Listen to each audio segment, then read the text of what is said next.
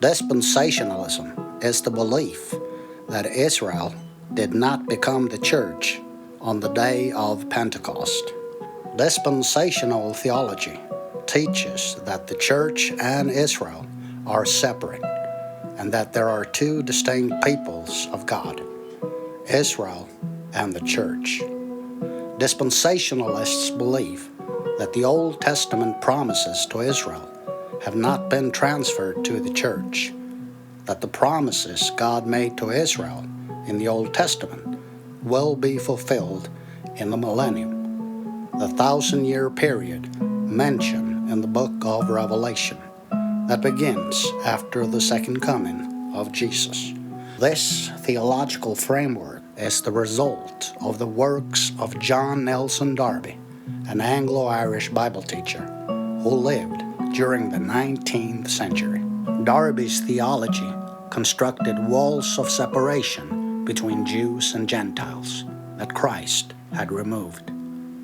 Ephesians chapter 2 reads, "For he is our peace, who has made both Jews and Gentiles into one people, and has broken down the wall of separation between us. He made peace between Jews and Gentiles by creating in himself one new man in place of the two." In a nutshell, the dividing wall that Jesus tore down, Darby re-erected. Dispensationalism is a relatively new innovation in church history and was unknown to Christian scholars for the first 1800 years of the Christian era. Dispensationalism is distinguished from covenant theology. These are two competing frameworks of biblical theology. Covenant theology denies that God has abandoned his promises to Israel, but see the fulfillment of the promises to Israel in the person and the work of Jesus Christ, who established the church in organic continuity with Israel.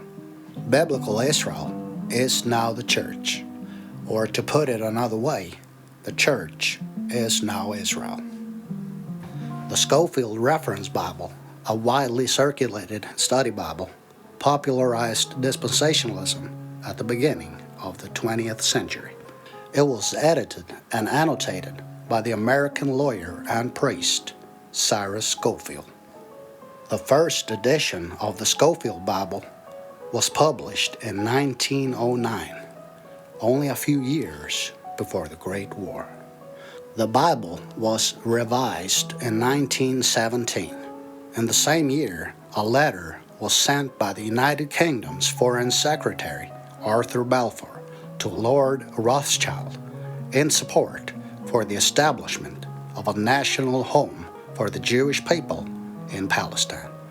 The Scofield Bible promoted dispensationalism, and through the influence of Scofield's commentary and notes written from a dispensational perspective, tens of millions of Americans adopted a dispensational theology and became Zionists. Central to Christian Zionist belief is Scofield's commentary on Genesis 12, verse 3. "I will bless them that bless thee, and curse him that curseth thee."